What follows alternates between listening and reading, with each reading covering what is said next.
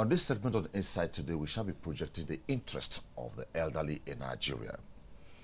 A bill for an act to establish the National Council on Aging so as to provide social welfare services for the elderly and for the purpose of designing developmental programs and other matters is before the National Assembly. It has reached advanced stage. Public hearing has been held, and as we speak, the process of ensuring that bill passes. The basic concept being, what will this agency be doing when established? Will it make any difference of other establishments in the country? I have two guests to sustain this conversation.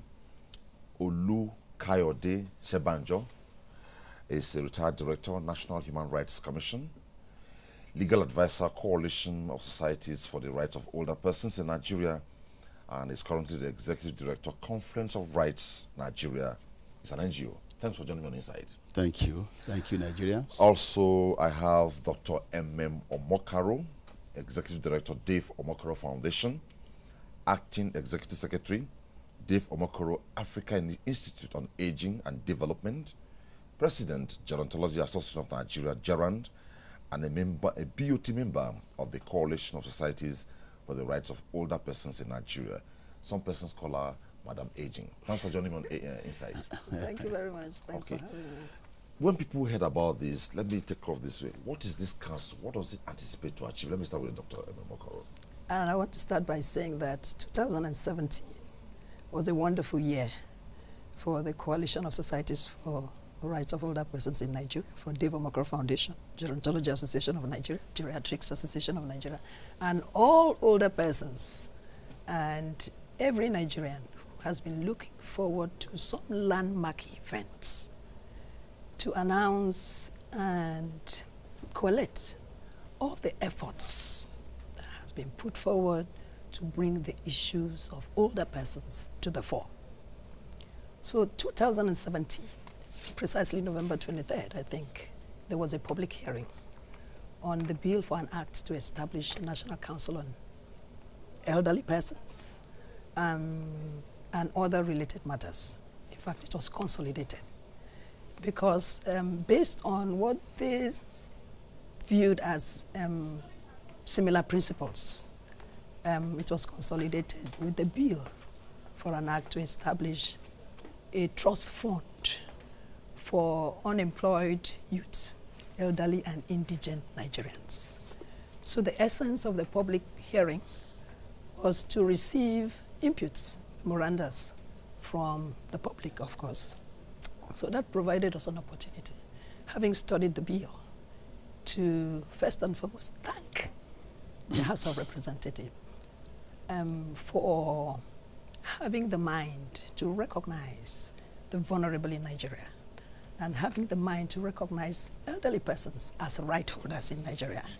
So that bill provides, as you have said, for the establishment of this council, and specifically states that this council would carry out social welfare services. This council would design developmental programs and activities to uplift the lives of older persons. So, and then it makes provision for the establishment of the fund, where, according to federal government approval, monies, of course, will be domiciled for the purpose of funding the council. And it goes on to make provisions for the board of the council and itemized persons who will be elected to the boards, and then, of course, nominated to the boards, appointed to the boards, and then went on to talk about the kinds of programs. For instance, the board will see to the formulation of policies on aging. The board will see to research in aging. The board will see to designing programs, including financial programs, income generation programs, including transportation, recreation, sports, name it. Okay. So that was a good starting point. Then it was for us advocates, it was for us capacity builders, stakeholders, people that have engaged stakeholders and worked firsthand with older persons, to now bring in our field experience and bring in our research experience to enrich. And I want to state here that it was wonderful to see that there was not one discontent. Everybody fully supported the bill, and hoping that the members of the committee will take into account the input. I'll get to that. Let me take on Olukayode. You are the legal advisor of the Coalition of Societies for the Rights of Older Persons in Nigeria. So, what will be the big deal if this bill goes through? Thank you very much. We are very glad that we are evolving a legal architecture that will handle issues that have to do with aging and the elderly. Those are two very important developmental issues in Nigeria that have been neglected for a very long time. Preparing the younger generation for aging, and then taking the issue of older persons far, far more seriously. Now, of all the vulnerable groups in Nigeria, children, women, physically challenged, and the aged. The aged and the older persons are the most neglected. I dare say discriminated against. Yes, of course. Why do I say so? For children, we have a Child Act in Nigeria. I participated in the drafting of that law. Child Act 2003. For women, we have CEDAW that Nigeria domesticated in 1985. And in 2015, a law was signed in this country called the Violence Against Persons Act. You know, the VAP Prohibition Act. Violence Against Persons Prohibition Act. That law essentially was a domestication of CEDAW. But because of the fears of the male elements in our National Assembly, they said it's not only the women that are discriminated against, let us call it violence against persons. But essentially, the crux of that law is about domestication of CEDAW. Now we have in the National Assembly the law that protects the physically challenged, although it has not been signed, but we already have a legal infrastructure in place.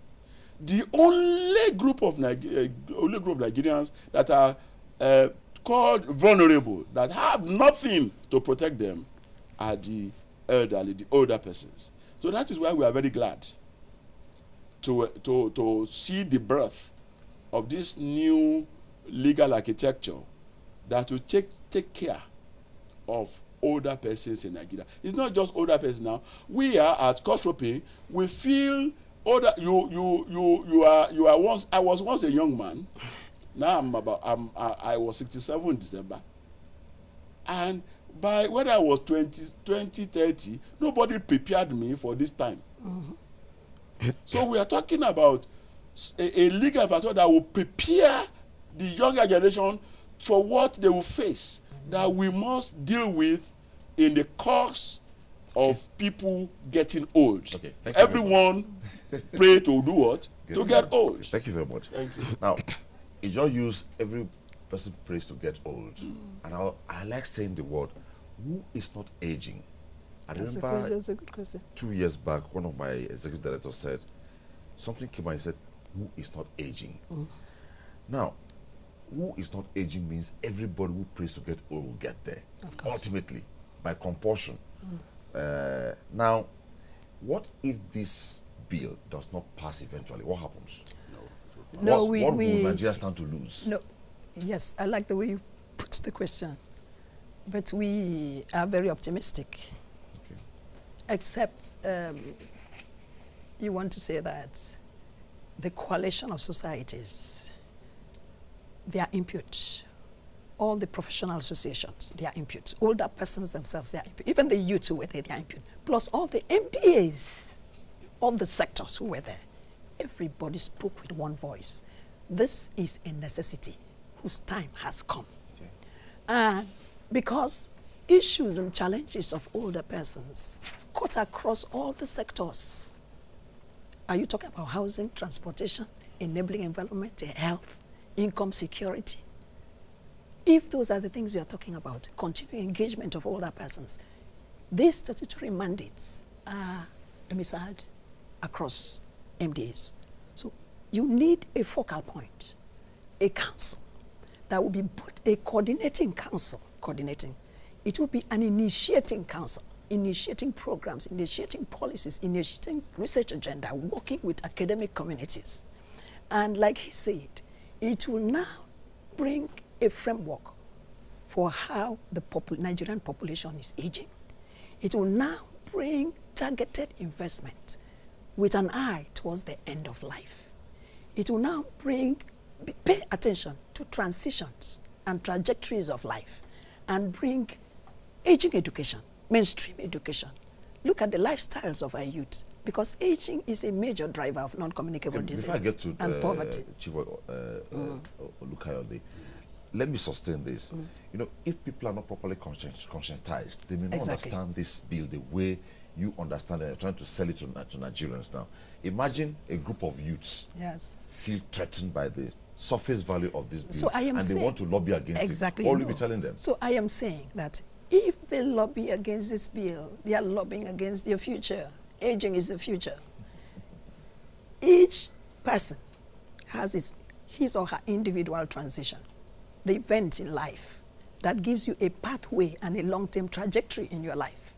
So what you invest in your life today, if you miss the chance of education and miss the chance to acquire skills and miss the chance to invest or serve, then you are missing a chance for an enabled and a good and happy old age. Now, if you are a youth, invariably this bill that is why we say that the title of the bill, actually they had National Council for Elderly Persons, and then there was controversy.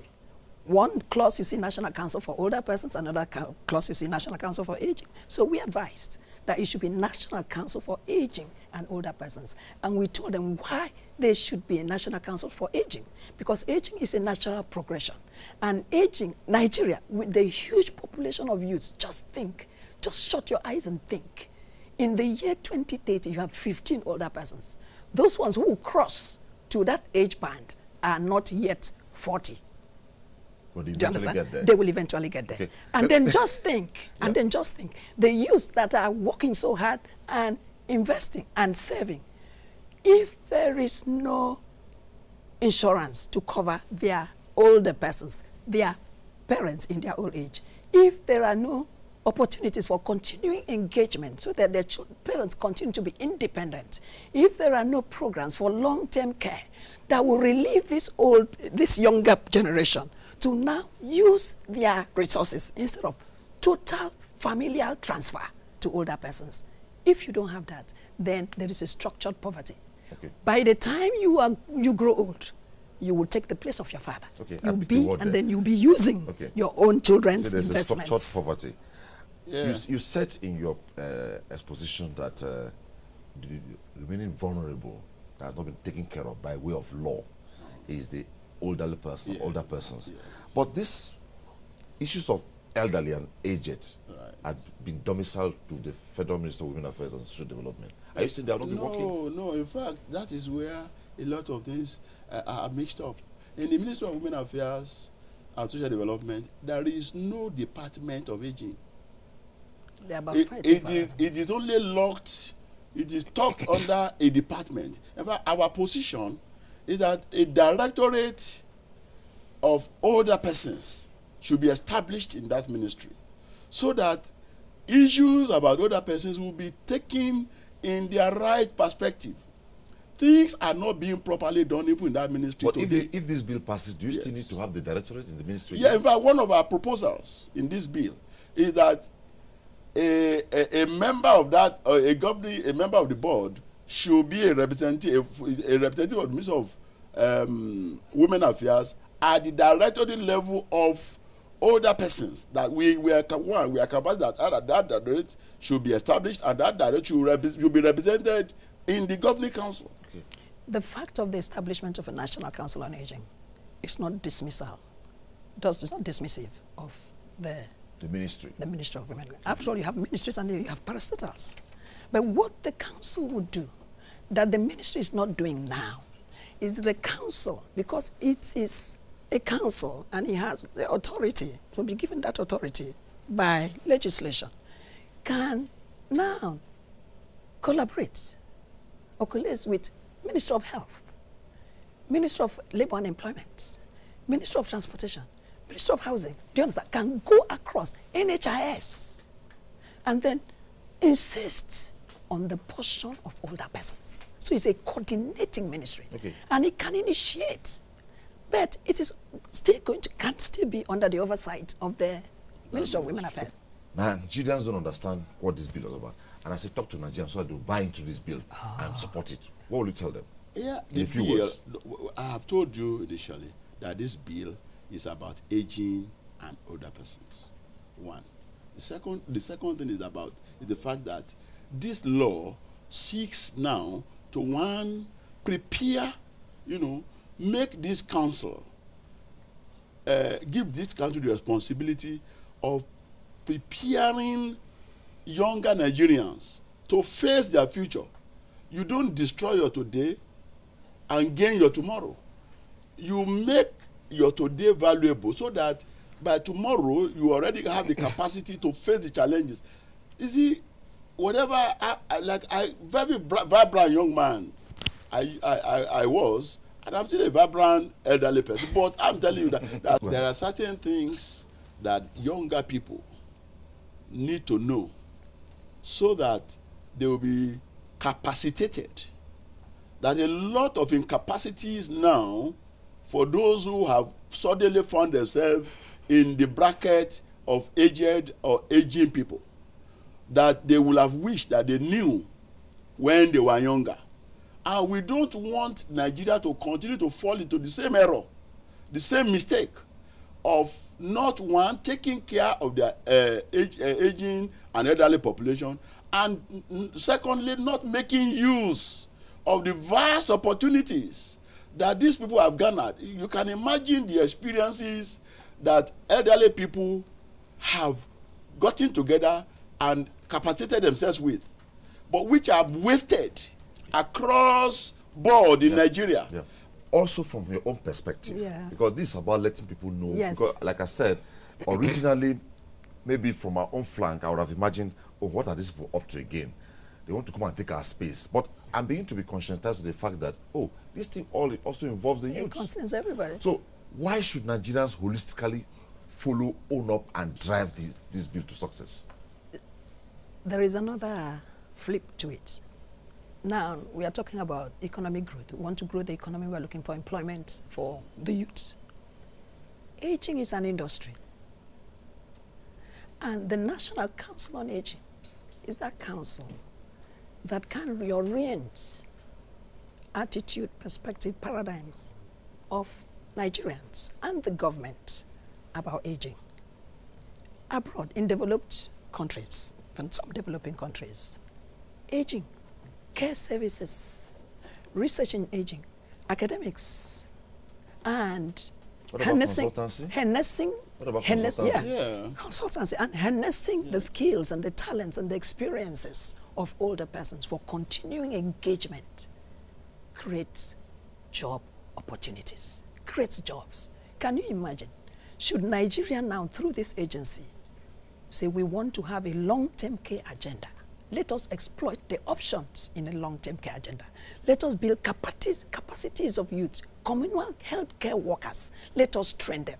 Let us cause our insurance sector to develop products that can cover health insurance, long-term care. Let us have nursing homes. Let us have hospices. Can you imagine the number of people that would be employed? So we are just wasting. So we see the National Council as a council that will benefit everybody. Just to buttress what he has said, the fight against corruption. Exactly. We also have a boost in the fact that the burden of taking care of old persons, people thinking about my father, my mother, because nobody cares for them. If this council is made to work effectively, the elderly persons in Nigeria, their care, the burden of the incidents and the burden of their care will be lifted from their children.